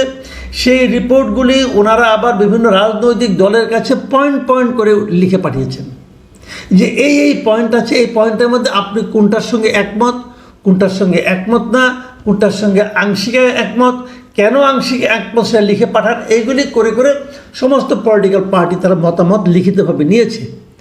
নেওয়ার পর এখন তারা আবার আলোচনায় বসেছে যে যেগুলো তারা মতামত দিয়েছে, যেগুলো নিয়ে বিরোধ আছে, সেগুলোতে কতটুকু কমানো যায় কিনা। এই কমানোর চেষ্টা চলছে এখন। এই কমানোর চেষ্টার এক দফা হয়ে গেছে। এবং সংস্কার কমিশনগুলি নিয়ে এই যে প্রথমত 6টা সংস্কার কমিশন যারা প্রধান ছিল তাদের নিয়ে আবার গঠন করা হয়েছে একটা জাতীয় ঐকমত্য কমিশন। এই কমিশন গত 20শে মার্চ থেকে 19শে মে পর্যন্ত, মানে পুরো 2 মাস তারা বিভিন্ন পলিটিক্যাল পার্টির সঙ্গে আলাপ আলোচনা করেছে। করার পর কিছু কিছু বিষয়ে একমত হয়েছে এবং কিছু কিছু বিষয়ে একমত হয়নি। যেগুলো হয়নি, যেগুলো আলোচনা করে সমাধান করা যেতে পারে, একটু চেঞ্জ করা যেতে পারে, সেইগুলি নিয়ে আবার নতুন করে বসেছে ঈদের আগে। ঈদের আগে 2 জুন মাসের 2 তারিখে তারা সবাই মিলে বসে একটা আলোচনা হয়েছে। প্রথম দিন, সেদিন প্রধান উপদেষ্টা নিজেও ছিলেন, অনেকের সঙ্গে আলাপ আলোচনা করেছেন কীভাবে করা যায় না করা যায় এগুলো নিয়ে। তারপরের দিনে আলোচনা শুরু হয়েছে, হয়ে একটা মুলতবি ছিল ঈদের কারণে। তারপরে মঙ্গলবার থেকে আরেকবার শুরু হয়েছে, মঙ্গল বুধ, আজকে বৃহস্পতিবার গেল। এর মধ্যে কতগুলি বিষয় নিয়ে দ্বিতীয় পর্যায়ে আলোচনা হয়েছে যেগুলো নিয়ে বিরোধ ছিল। তার মধ্যে একটা ছিল সংবিধানের 70 অনুচ্ছেদ। 70 অনুচ্ছেদ আপনারা জানেন, 70 অনুচ্ছেদ হলো এরকম একটা অনুচ্ছেদ যে যদি কোনো এমপি নির্বাচনের পর যারা এমপি থাকবেন তারা যদি তাদের দলের সিদ্ধান্তের বিরুদ্ধে কোনো ভোট দেন তাহলে তারা সংসদ সদস্য পদ থাকবে না। দল একটা সিদ্ধান্ত দিল যে কালকে থেকে মানে একটা জিনিসপত্রের দাম বাড়বে, অথবা একটা আইন জারি করলো, এই আইনটা কালকে থেকে চালু হবে। এখন ওই দলের কেউ যদি বলে না এই আইনটা আসলে চালু করা ঠিক হবে না, অতএব এটা প্রত্যেকটা আইনই তো ভোটে পাস হয়, তো উনি বলেন যে এই আইনটা আমি পক্ষে ভোট দেবো, বিপক্ষে ভোট দেবো। বিপক্ষে ভোট দেওয়ার সঙ্গে সঙ্গে তার সংসদ সদস্য পদ বিলুপ্ত হয়ে যাবে, সে আর এমপি থাকবেন না। তো এইটার মাধ্যমে এরকম আইন থাকলে হয় কি, সংসদে কোনো অর্থ থাকে না। মানে ভোটাভুটি যখন হচ্ছে তখন ধরেন যে বিএনপির লোক, তাকে বিএনপির যে সিদ্ধান্ত পক্ষে ভোট দিতে হবে, বাইরে আর কোনো ভোট দেওয়া যাবে না। এটা ছিল 70 অনুচ্ছেদ। এটা স্বাধীনতার পর থেকে চলে আসছিল। অনেকেই বলছিল এটা থাকা মানে হলো গিয়ে গণতন্ত্র বলতে কিছু থাকতো না, সব তো একজন ব্যক্তির ইচ্ছার উপর সব নির্ভর করবে। তো এইগুলি বাতিল করার ব্যাপার নিয়ে আবার সংসদে যে স্থায়ী কমিটি হবে, সেই স্থায়ী কমিটিতে কারা মানে কে থাকবে, কোন ধরনের লোক থাকবে, বিরোধী দলের কয়জন থাকবে, এইগুলো নিয়ে আলোচনা হচ্ছিল। নারী সংসদ সদস্য কয়জন হবে এবং নারীরা কি সরাসরি ভোটে নির্বাচিত হবে না কীভাবে হবে, কোন প্রক্রিয়া হবে, এটা কি ঘুরে ঘুরে হবে, আর এই বছর এই 100, আগামী বছর অন্য জায়গার 100, এরকমভাবে হবে পাবলিকের ভোটে নাকি, এরকম নানা রকম অপশন নিয়ে আলোচনা হয়েছে। বিভিন্ন দেশের উদাহরণ টানা হয়েছে, করা হয়েছে। তো এগুলো শুনলে কিন্তু ভালোই শোনা যায়। আলোচনা হয়েছে প্রেসিডেন্ট নির্বাচন নিয়ে, কীভাবে প্রেসিডেন্ট নির্বাচন করা হবে। এখন যেমন প্রেসিডেন্ট নির্বাচিত হয় কেবলমাত্র সংসদ সদস্যদের ভোটে, প্রস্তাব এসেছে না এমন যদি সংসদ উচ্চ 2 কক্ষ হয় তাহলে সংসদের উচ্চ কক্ষের সদস্যরা ভোট দিবে। আবার কেউ কেউ বলেছে না বিভিন্ন সিটি কর্পোরেশনে যারা জনপ্রতিনিধি আছে তারা ভোট দিবে। আবার অনেকে বলেছে না যারা নাকি ইউনিয়ন পরিষদের মেম্বারের চেয়ারম্যান আছে তারাও ভোট দিবে। মানে প্রায় 70-80 হাজার লোকে ভোট দিয়ে একজন প্রেসিডেন্ট বানাবে। এই সবই সবগুলির পক্ষে বিপক্ষে যুক্তি আছে, এই যুক্তিগুলি তারা দিচ্ছে। কিন্তু আমি এগুলি নিয়ে খুঁটিয়ে আলাপে যাচ্ছি না, আমি মোটা দাগে কথাটা বলি। মোটা দাগটা হলো যে গতকালকে আমরা দেখেছি যে কয়েকটা পলিটিক্যাল পার্টি তারা রাগ করে বেরিয়ে গেছে। তারা অভিযোগ করেছে যে এনসিপিকে বেশি গুরুত্ব দেওয়া হচ্ছে, তারা যেটা বলছে সেটা মানা হচ্ছে। আবার কেউ কেউ বলছে যে না, জামাতকেও বেশি গুরুত্ব দেওয়া হচ্ছে, জামাত যেটা বলছে সেটাকে তারা মানছে। তো এই যে মানে জামাত এবং এনসিপিকে বেশি গুরুত্ব দেওয়ার অভিযোগ, এই অভিযোগটা কি একেবারে মিথ্যা? না, তাও বোধ হয় না। এটা আবার ধারাবাহিকভাবে প্রকাশ্যে লাইভ দেখানো হচ্ছে কোনো কোনো টিভিতে, বিটিভিতে। আমি একদিন দেখেছি, আমার কাছে এই অভিযোগটা কিন্তু একদম উড়িয়ে দেওয়ার মতো মনে হয়নি। আবার বিএনপিকে দেখছি আমরা যে বিএনপি ম্যাক্সিমাম ক্ষেত্রে, অনেক ক্ষেত্রে দেখছি বিএনপি কিন্তু যে সমস্ত প্রস্তাব আসছে প্রস্তাবে বিরোধিতা করছে। কারণ বিএনপি বিরোধিতা করা খুব স্বাভাবিক। স্বাভাবিক কেন? বিএনপি যে এখানে যে সংস্কারে যাচ্ছে প্রস্তাবগুলোতে, আমি যেটা বুঝি যে বিএনপি নিজেরই তো 31 দফা রাষ্ট্র সংস্কার প্রস্তাব আছে। তো সেই প্রস্তাবগুলি কিন্তু এই সংস্কার প্রস্তাবের আগেই তারা দিয়ে রেখেছে, আরও কয়েক বছর আগে। তো তারা ওটা নিয়ে অনেক হোমওয়ার্ক করেছে, তারা মাঠ পর্যায়ে লোকজনের সঙ্গে মিশেছে, বসেছে। তো তারা কেন তাদের যে 31 দফা প্রস্তাব সেটাকে বাদ দিয়ে তারা এই সংস্কার আসবে কেন? আসার তো কোনো কারণ নাই রে ভাই। তারা বলবে যে আমাদের প্রস্তাবগুলো আপনারা বিবেচনা করেন আগে। এটাও কিন্তু অন্যায় প্রস্তাব না, যে আমরা তো কিছু প্রস্তাব দিয়ে রেখেছি, সেই প্রস্তাবগুলোর আলোকে আপনারা নতুন নতুন প্রস্তাব দিতেন। আবার অনেক পলিটিক্যাল পার্টি এমনও মত থাকতে পারে, তারা ভাবছে যে এই যে সংস্কার প্রস্তাবগুলি যে আসছে এগুলি কে দিছে, কে তৈরি করছে? কিছু এনজিও, কিছু বুদ্ধিজীবী এবং কিছু বিদেশি ভাড়াটে ব্যক্তি। এখানে যে 6টা কমিশনের মধ্যে আমি তো 3টা কমিশনের নাম বলতেই পারবো, যে 3টা কমিশনের যারা প্রধান তারা বিদেশি নাগরিক। তারা এসে এখানে এনসিপি তারা এসে এখানে এই প্রস্তাব বানাচ্ছে দেশ কীভাবে চলবে, দেশ কীভাবে চলবে এটা বিদেশিরা কেন বলবে ভাই? আমরা বলতে পারি না? আমাদের লোক নাই? যারা আসছে তারা কি সব দুধে ধোয়া তুলসী পাতা নাকি? তাদের অতীত এবং বর্তমান সম্পর্কে আমাদের ধারণা আছে না? তারা কি, তারা কি মহামানব একজন? তো বিদেশ থেকে আনতে হবে কেন?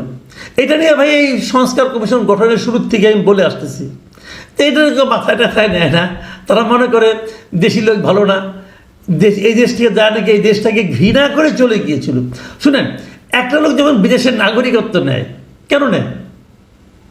সে যদি এই দেশটাকে ভালোই বাসত, এটা তার মাতৃভূমি, জন্মভূমি, যদি জন্মভূমিকে সে ভালোই বাসত, তাহলে তার যে আমেরিকার নাগরিকত্ব নেওয়ার দরকারটা কি? বুঝান তবে আমার এটা। তুমি ওখানে থাকো, গ্রিন কার্ড নিচ্ছ, তাও তুমি ওখানে নাগরিকত্ব নিচ্ছ কেন? যখন তুমি নাগরিকত্ব নাও তার মানে কি? তার মানে তুমি নিজের বাড়ির চেয়ে শ্বশুরবাড়ি বেশি পছন্দ করো। মূল ঘটনা হলো এটা ভাই, ও ঘর জামাই টাইপের। তো সে এসারে আবার নিজের বাড়িতে এসারে মাতবরি করতেছে যে তোমরা এভাবে থাকো। ধরেন 6 ভাই, 6 ভাইয়ের মধ্যে 1 ভাই চলে গেছে ঘর জামাই, আরেক জায়গায় থাকে। সে আশা করে যে বাড়ি ঘর কেমন করে হবে, সে ডিসিশন দেয়। তো এই ডিসিশন তুমি তখন থাকবে না। এই যে লোকগুলো যারা সংস্কার প্রস্তাবে নিয়ে, যারা বিদেশি নাগরিক এবং যারা বিদেশি গুরুত্বপূর্ণ ব্যক্তিত্ব যারা আছে, তারা যখন এই সংস্কারগুলি করবে, করার পর তারা এখানে থাকবে, তারা তো ওখানে চলে যাবে। তারা যদি বলতো না এই দেশে থাকার জন্য আসছি, আমরা ওই নাগরিকত্ব ত্যাগ করে আসছি, তাহলে আমি বুঝতে পারতাম তারা মহান। তারা ওটা ত্যাগও করে নাই, তারা ওইটাও রাখছে, এটাও রাখবে। এই সমস্ত ফালতলামো চলছে আর কি।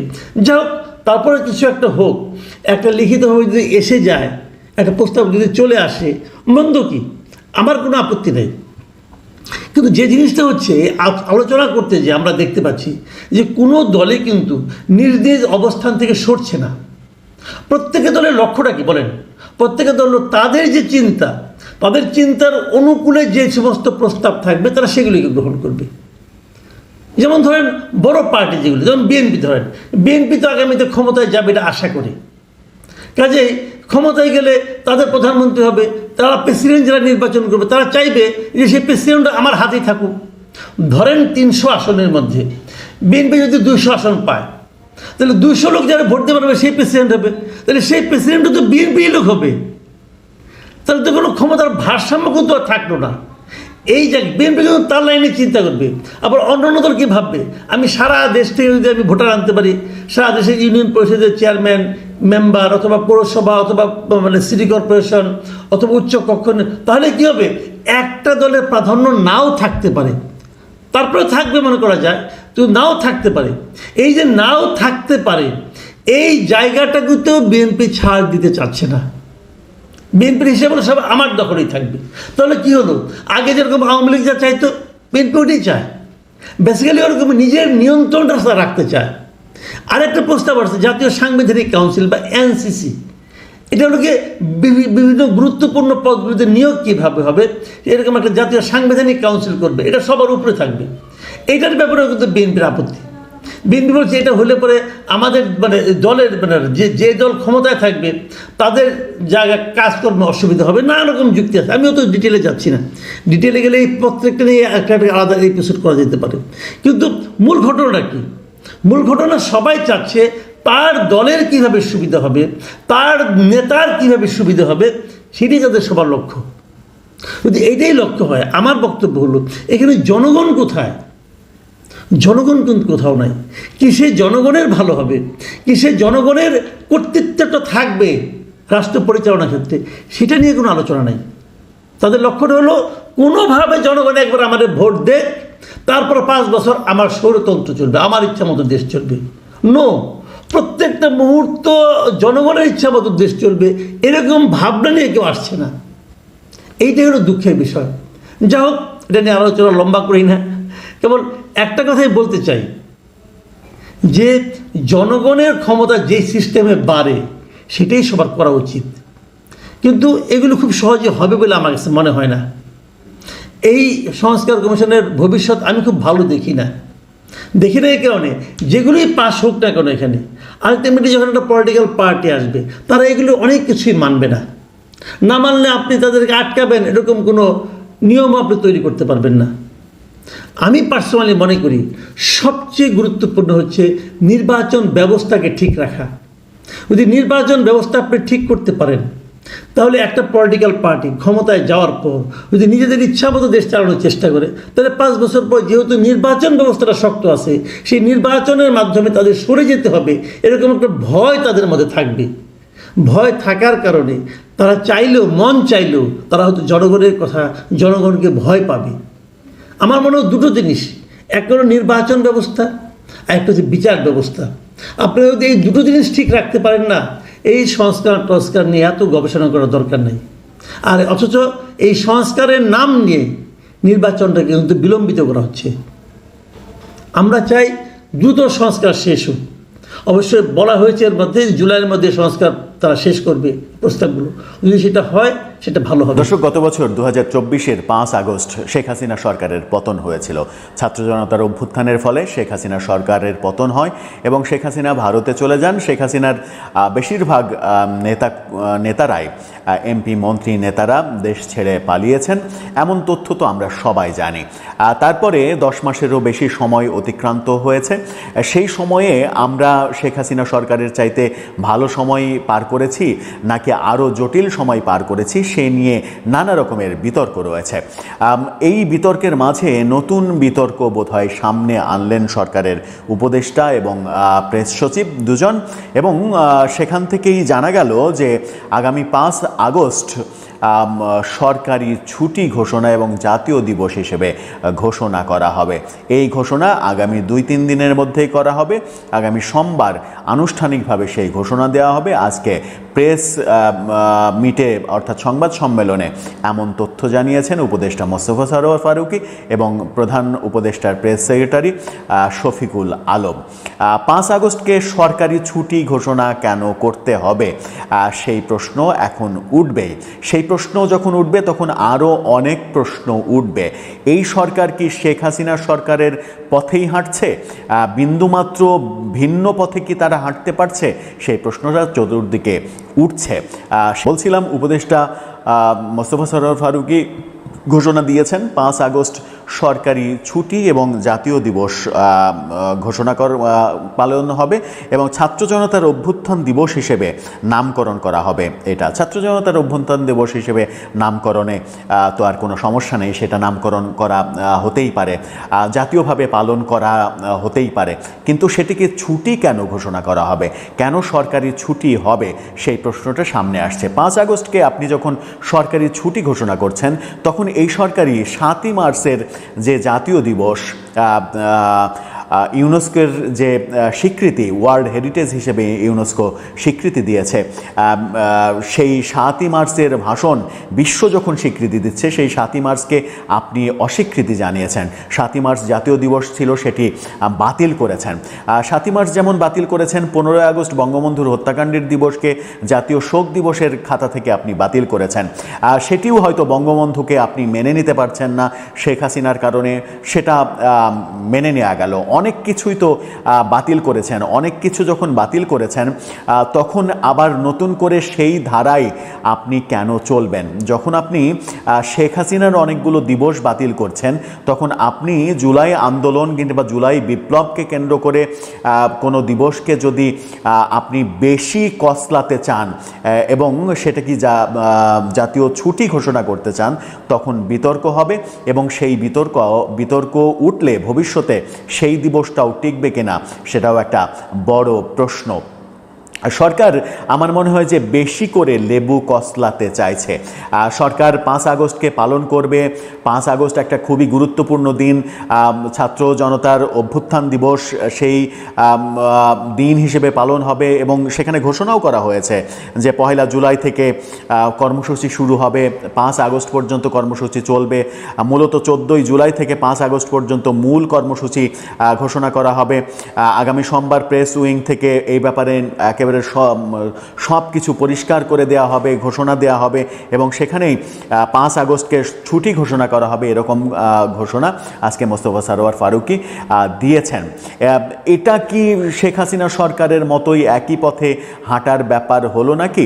আবার যেটা দেখছি সেটা হচ্ছে যে কোটা আন্দোলনকে কেন্দ্র করে বৈষম্যবিরোধী আন্দোলনের চূড়ান্ত সফলতা আসলো, যে আমরা কোটা চাই না, মেধা চাই, সেই ব্যাপারটা এখন আবার দেখছি যে মুক্তিযোদ্ধাদের কোটা আমরা বাতিল করার জন্য যুদ্ধ করলাম, যে মুক্তিযোদ্ধাদের ভাতা বাতিল করার জন্য বিভিন্ন ধরনের কথা হচ্ছে, যে মুক্তিযুদ্ধের মাধ্যমে পাওয়া জাতীয় সঙ্গীতকে পরিবর্তন করার কথা হচ্ছে, যে সংবিধানকে ছুঁড়ে ফেলে দেওয়ার কথা হচ্ছে, সেই কথা যারা বলছি আমরা, তারাই যদি আবার জুলাই আন্দোলনে যারা হতাহত হয়েছেন তাদের জন্য যদি ফ্ল্যাট দিই, তাদের জন্য মাসিক যদি 20,000 টাকা করে ভাতা দিই, তাদের জন্য একটা বিশেষ বরাদ্দ দিই, তাদের জন্য যদি এটা সরকারি চাকরিতে তাদের জন্য যদি কোটা করি, বিশ্ববিদ্যালয়ে ভর্তির জন্য তাদের জন্য যদি কোটা করি, তাহলে তো একটা প্রশ্ন আসলোই, তাহলে মুক্তিযোদ্ধারা কি অপরাধ করেছে? তাহলে মুক্তিযোদ্ধাদের কোটার ব্যাপারে বিরুদ্ধে কেন আন্দোলন হলো? এই আন্দোলন কোটা বিরোধী কেন আন্দোলন হলো? কোটা বিরোধী আন্দোলন করে আবার যদি জুলাই আন্দোলনের জন্য কোটা দেয়া হয়, তাহলে তো প্রশ্ন আসেই যে মুক্তিযুদ্ধ বড় নাকি সরকার পতনের আন্দোলন, জুলাই আগস্টের যে বিপ্লব, সেই বিপ্লবটা বড়? সেই 24-এর কিংবা 25-এর প্রেক্ষাপটে দাঁড়িয়ে যারা মুক্তিযুদ্ধের ইতিহাস জানেন না, তারা হয়তো মুখ ফসকে বলেও দিতে পারেন যে 24ই বড়, 25ই বড়। একজন ওয়াজি তো তার ওয়াজে বয়ানই দিয়ে দিয়েছেন যে তরতাজা মুক্তিযুদ্ধ থাকতে আপনারা কবেকার সেই পুরনো 71 নিয়ে পড়ে আছেন, 71-এর সেই রাজাকার নিয়ে পড়ে আছেন, এই রাজাকার করতেছেন, মুক্তিযোদ্ধা করতেছেন, অথচ আপনার সামনে তরতাজা মুক্তিযুদ্ধ, তরতাজা 24-এর আন্দোলন রয়েছে, এটাকে আপনারা মুক্তিযুদ্ধ বলতে চাচ্ছেন না। এ ধরনের ওয়াজও তো শুরু হয়েছে। এই যে ব্যাপারগুলো শুরু হয়েছে, এই ব্যাপারগুলো কি আওয়ামী লীগ শাসন আমলের যে ব্যাপারগুলোর আমরা সমালোচনা করছি, যে কারণে আওয়ামী লীগকে আমরা ফ্যাসিস্ট বলছি, সেই কারণ থেকে আমরা ভিন্ন কোনো উদাহরণ তৈরি করতে পারছি? উদাহরণ তৈরি করতে পারছি না। উদাহরণ তৈরি করতে পারছি না বলেই গত 10 মাসে এই সরকারের শাসন নিয়ে অনেক প্রশ্ন আসছে। এই সরকারের বিভিন্ন কর্মকাণ্ড, বিভিন্ন কর্মসূচি নিয়ে প্রশ্ন আসছে। এই সরকারের আমলেই দেদারসে মুক্তিযুদ্ধ নিয়ে নানা রকমের প্রশ্নবোধক চিহ্ন তৈরি করা হয়েছে, বিভিন্নভাবে প্রশ্ন করা হয়েছে। কে মুক্তিযোদ্ধা, কে মুক্তিযোদ্ধা না, সেরকম বিতর্ক সামনে এসেছে। অনেক কিছু হয়েছে, অনেক কিছু হচ্ছে, কিন্তু কোনো কিছুই থামছে না। বঙ্গবন্ধু নিজের ইচ্ছায় পাকিস্তানি বাহিনীর কাছে ধরা খেয়ে 10 মাস তিনি পাকিস্তানের জেলে স্বইচ্ছায় বন্দী ছিলেন। এই ধরনের কুরুচিপূর্ণ বক্তব্য প্রচার করা হচ্ছে যখন, তখন এটা কি আশা করা যায়, মানে এটা কি আশা মানে প্রত্যাশা করলে খুব একটা ভুল হবে যে আজকে আপনারা যা করছেন কিংবা আমরা যা করছি, যে ধরনের সিদ্ধান্ত নিচ্ছি, সেই সিদ্ধান্তটাও কালের গর্ভে একদিন হারিয়ে যাবে, একদিন প্রশ্ন তৈরি করবে। সেই সিদ্ধান্তের জন্যও আপনাদের কিংবা আমাদের কাঠগড়ায় দাঁড় হতে হবে। সেই প্রসঙ্গগুলো কি আসছে না? 5 আগস্ট খুবই উৎসাহ উদ্দীপনার মাধ্যমে পালিত হবে, মাসব্যাপী পালিত হোক, সেখানে সরকারি কোষাগার থেকে হয়তো টাকা যাবে, সেটাও যাক, সেটা কোনো সমস্যা নয়। কিন্তু 5 আগস্টকে সরকারি ছুটি কেন ঘোষণা করতে হবে, সেটা একটা বড় প্রশ্ন। যখন আপনি শেখ হাসিনা আমলের অনেক সরকারি ছুটি বাতিল করছেন, তখন আপনি 5 আগস্ট সরকারি ছুটি যখন দিচ্ছেন, তখন আপনার যে দ্বিচারিতা, আপনার যে দ্বৈতনীতি, সেটাই কিন্তু এক ধরনের প্রকাশিত হচ্ছে। সেগুলো কি সরকার টের পাচ্ছে? সরকার আসলে কোন পথে চলতে চাচ্ছে? এই আলোচনাগুলো করলে, এই আলোচনা যখন কেউ করবে কিংবা এই ব্যাপারে যখন বিতর্ক তৈরি হবে, কেউ এর বিপক্ষে বলবে, তখন যদি আপনি তাকে ফ্যাসিস্টের দোসর ট্যাগ দেন, আওয়ামী লীগের দোসর হিসেবে ট্যাগ দেন, আওয়ামী লীগ হিসেবে ট্রিট করেন, মব করার চেষ্টা করেন, তাহলে আমার মনে হয় যে এই সমাজ থেকে সুস্থতা চিরতরে বিনাশ লাভ করবে। এই সুস্থতা আর ফিরে পাওয়া যাবে না। দর্শক, আপনার কি মনে হয় শেষ পর্যন্ত এই সরকার যে পথে হাঁটছে, সেই পথটা কি খুব একটা সুন্দর পথ, নাকি সেই পথটা শুধুই হিংসা ছড়াচ্ছে? আপনার মতামত জানিয়ে লিখতে পারেন। বিএনপি, জামাত, ইসলামী আন্দোলন, এনসিপি সহ বিভিন্ন রাজনৈতিক অঙ্গনের নেতানেত্রীদের মধ্যে এখন যে সৌহার্দ্যপূর্ণ সম্পর্ক চলছে, এটাই হচ্ছে আসলে মূলত বাংলাদেশের মানুষ কামনা করে। আমরা বিশ্বাস করি বাংলাদেশ একটি গণতান্ত্রিক দেশ। এই দেশে আপনি আমার মতো চলবেন না, আমি আপনার মতো চলবো না, এবং আমি আপনার মতো চলবো এটা আপনি কামনা করলে আপনি নিশ্চয়ই গণতন্ত্র বিশ্বাস করেন না। আর আপনি আমার মতো চলবেন সেটাও আমার কামনা করা কোনোদিন উচিত হবে না। দলের ভিন্নতা থাকবে, মতের ভিন্নতা থাকবে, আদর্শের ভিন্নতা থাকবে, আমাদের প্রত্যেকের এখানে স্বার্থ সংশ্লিষ্টতা থাকবে, নিজের জন্য, দেশের জন্য, মানবতার জন্য, আমার দলের জন্য, প্রত্যেকেরই যার যার জায়গা থেকে সে তার জায়গায় সঠিক মনে করি সে রাজনীতি করবেন, সমাজনীতি করবেন, নেতৃত্বে আসতে চাবেন, ক্ষমতায় যেতে চাবেন, এটা কোনো অপরাধের বিষয় নয়। বিষয়টা হচ্ছে সেখানে যে আমরা এই স্বার্থ উদ্ধার করতে গিয়ে দেশ বিরোধী কোনো ষড়যন্ত্রে পাড়া দিচ্ছি কিনা, বাংলাদেশের বিরুদ্ধে ষড়যন্ত্র করছি কিনা, আমার এই ছোটোখাটো স্বার্থ উদ্ধারের কারণে আমরা একে অপরের মধ্যে এমন কোনো বিষাদগার করছি কিনা যেটার জন্য আমাদেরকে একটা সময় লজ্জিত হতে হয়, দেশকে এবং জাতিকে লজ্জিত হতে হয়।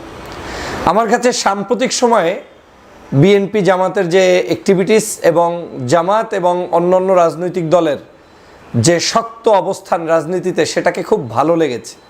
আপনারা দেখেছেন সাম্প্রতিক সময়ে আপনার যে কমিশনের বৈঠকগুলো চলছে, যেখানে জাতীয় ঐক্যমত কমিশন তারা বিভিন্ন রাজনৈতিক দলগুলোকে ডেকে ডেকে বৈঠক করছেন।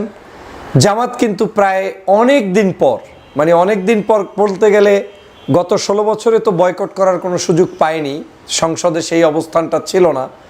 তো এই নতুন করে বয়কট করে একটি ধাক্কা দিলেন সরকারকে যে না, আমরা শক্ত অবস্থানে আছি এবং আমরা আমার মতকে, আমার গুরুত্বকে অনুধাবন করাতে চাই।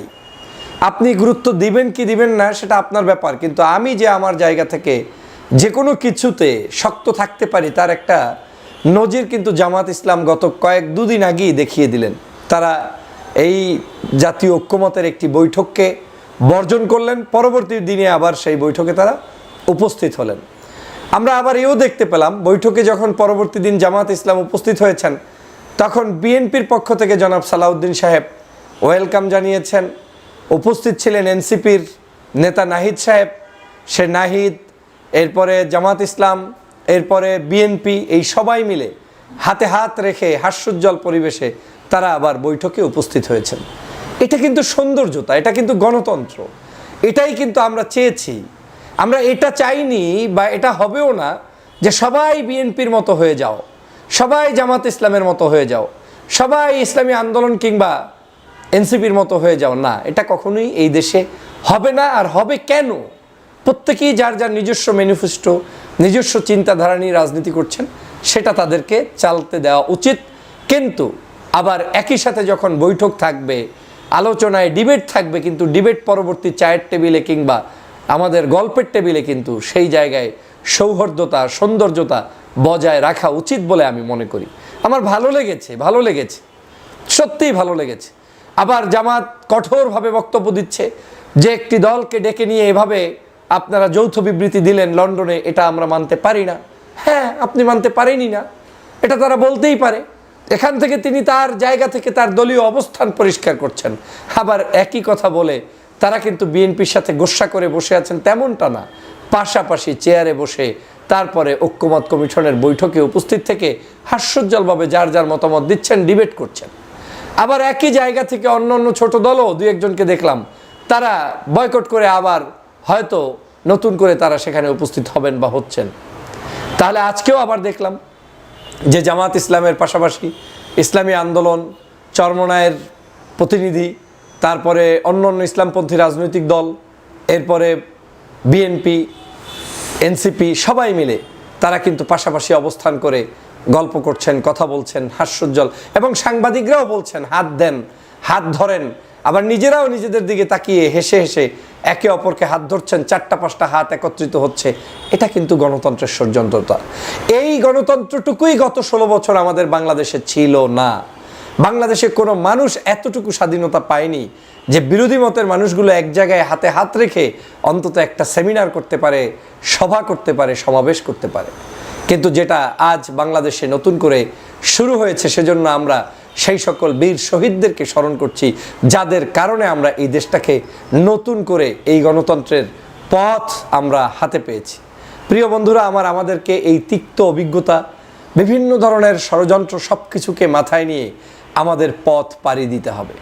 আমার দল আমি করব, আমার মত আমি প্রকাশ করব, কিন্তু আমরা এমন না হয়ে যাই যে আমরা দল এবং মত প্রকাশ করতে গিয়ে চরম শত্রুতে রূপান্তরিত হয়ে আমার আপনার যে শত্রু তার সাথে হাত মিলিয়ে আমরা আমাদের দেশের ক্ষতি করি, রাষ্ট্রের ক্ষতি করি।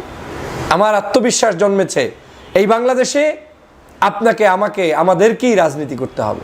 এই বাংলাদেশের সংসদে বিএনপি থাকবে, জামাত ইসলাম থাকবে, ইসলামী আন্দোলন থাকবে, এনসিপি থাকবে, গণ অধিকার থাকবে, আরও যত দল আছে সবাই থাকবে। রাজনীতির ময়দানে প্রত্যেকে যার যার মত প্রকাশ করবে, কিন্তু এই মানুষগুলোকে শত্রু বানাতে যাবে না। এই মানুষগুলোকে বন্ধু রেখেই শত্রু অতটুকু যে আমি আমার আদর্শের প্রচার করতে গিয়ে আপনার সাথে ডিবেটে অংশগ্রহণ করব।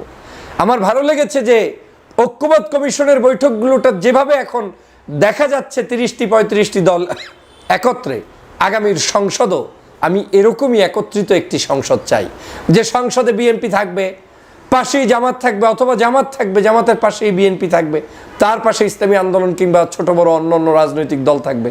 কারো কোনো মতের সমস্যা হবে না, তারা সবাই মিলে একত্রে একই জায়গায় বসে বাংলাদেশ গঠন করবে।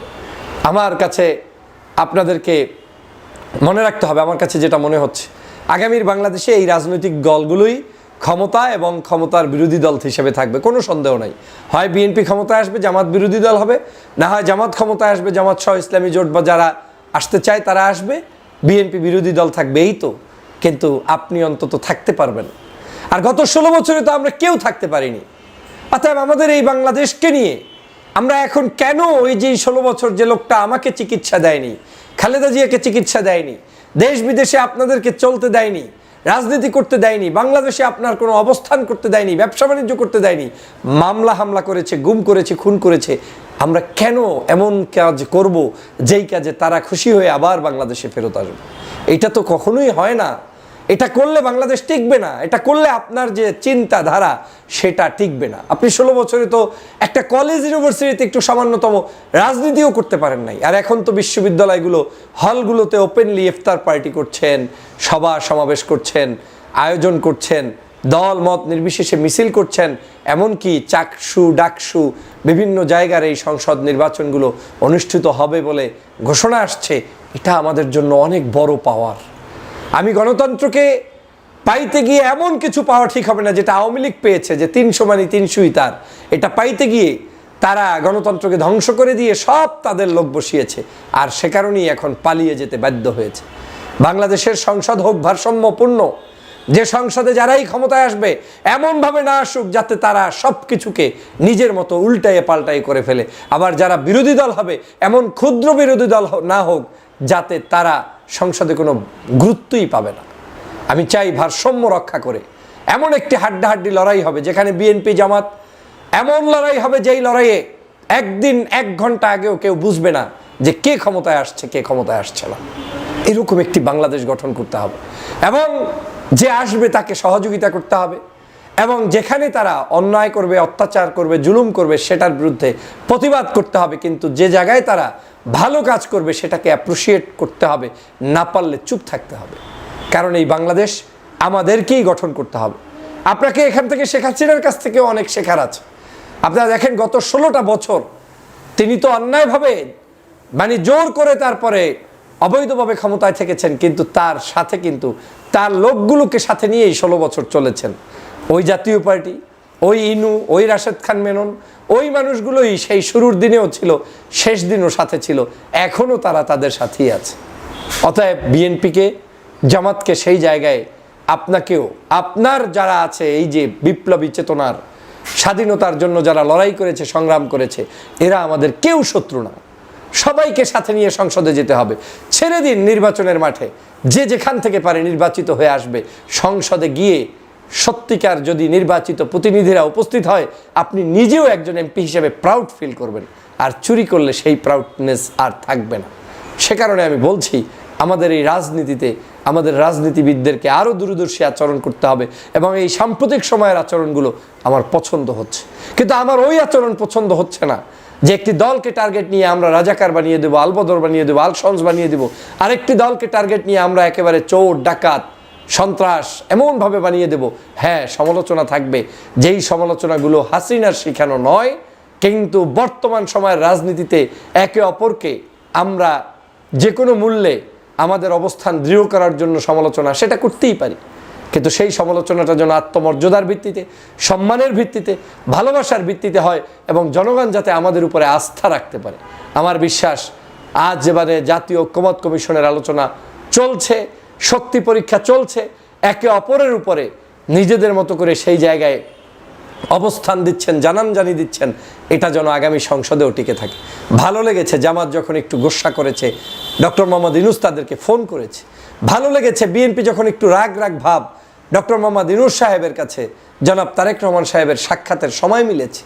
এই যে বিশেষ বিশেষ উদ্যোগগুলো নেওয়া হচ্ছে, এটাই আমাদের বাংলাদেশের আগামীর সুন্দর বাংলাদেশ গঠন করার একটি সুন্দরতম পথ।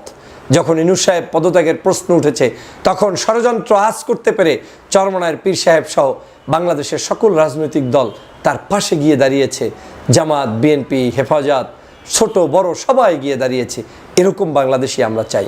আমরা শত্রুর মুখে অবস্থান করছি, শত্রু যাতে গিলে ফেলতে না পারে সেজন্য আমাদেরকে সতর্ক অবস্থানে রাজনীতি করতে হবে।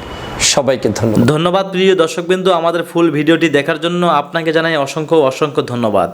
তো বন্ধুরা, আজকের এই নিউজটি দেখে আপনাদের কি মতামত অবশ্যই কমেন্ট বক্সে কমেন্ট করতে ভুলবেন না। আর হ্যাঁ, এমন নিত্য নতুন আপডেট খবর সবার আগে পেতে চাইলে এখনই আমাদের এই পিচ্চি সাকিব ইউটিউব চ্যানেলটি সাবস্ক্রাইব করুন। ধন্যবাদ।